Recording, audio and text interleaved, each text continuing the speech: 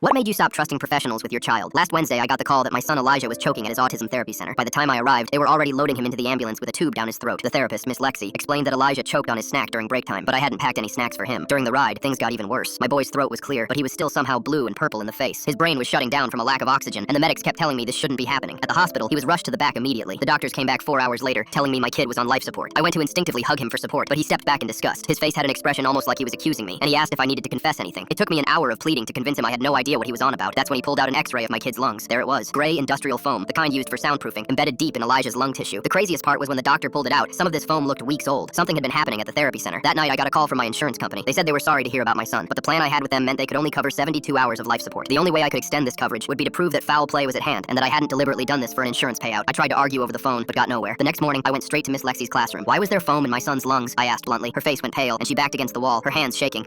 Sometimes their sensory toys break, she started stammering. This was soundproofing foam, not sensory toy foam, I responded. She stuttered something about talking to the director and excused herself for a meeting. There were other parents in the classroom dropping their kids off, and I saw fear in some of their eyes too. In the parking lot, one of the parents, Jennifer, stopped me. Is Elijah okay? My son Billy told me something yesterday. She looked around nervously. Billy says Miss Lexi brings foam blocks in her bag and takes some kids to the back room, but only the kids who stim go with her. My face went white. My son rocks and hums constantly. It's how he self-soothes. Billy says he hears crying from that room. The crying stops, but the kids don't come out for another 20 minutes. I felt sick. Another parent, Robert, overheard and joined us. My son Max came home gagging last week. Miss Lexi said he ate too fast at snack time, but Max said he never got snacks. He's been refusing to go to therapy. He won't tell me why. He just screams. I stormed back into the therapy center immediately and demanded to see the security footage from the quiet room. The director, Mrs. Wilson, folded her hands on her desk. I'm afraid that camera has been broken for months. How convenient. The room where Miss Lexi puts our kids through who knows what. The camera is broken. Mrs. Wilson shot up like she was offended. Miss Lexi is our most experienced therapist. You're overreacting to an unfortunate accident. Accident? There's old foam in my son's lungs, I yelled. She stood up. Without proof, your son just ate some foam. His kind aren't the brightest anyway. I suggest you take a look at your own parenting and maybe you'll find a pattern. Now leave before I call security. I flipped her off on my way out. 30 minutes later, I was in my car making the 90-minute drive to the state licensing board. When I got there, the woman at the desk barely looked at me. She told me to file a complaint online and I'd get a response in 6 to 8 weeks. I told her I had 3 days until they took my son off life support, and she told me to take it up with law enforcement, so I did. I made the 90-minute drive back, but Mrs. Wilson had gotten to the station before me. I saw her walking out and flashing me a grin. When I complained to the officer, he redirected me to the lady Mrs. Wilson spoke to. We know what you're doing here. I kindly suggest you leave before we put you in handcuffs for professional harassment and child endangerment. My jaw dropped. As I walked back to my car, I realized if the law wasn't going to help save my son, then screw the law. I called my best friend Jacob, who was studying law, and told him I need a favor. I need you to scare the truth out of her. That same evening, Jacob and I arrived at Miss Lexi's house with Jacob wearing his best suit, carrying a briefcase, looking like a high-powered attorney. She went pale as soon as she opened the door. Miss Lexi, I represent the Garner family. We need to discuss your options before criminal charges are filed. We stepped into her house. Her words came out broken. Cry criminal charges? Watching her face drop more and more was priceless. But Jacob didn't even directly respond. Instead, he started speaking in legal jargon that she didn't understand. By the time he was done, she understood one thing. 25 years minimum. That final sentence was all it took. Her knees buckled and she started chugging water. Actually choked on it before managing to compose herself, which was great irony. But Jacob wasn't done. Your husband is an educator. He will lose his job. His life will be ruined. Your kids will grow up hating you, wondering why mommy tortured children. Miss Lexi was sobbing now, curled on the floor. Please, Jacob pulled out his phone. I call the DA, or you can tell me exactly what you've been doing to these children. Full story on channel linked below.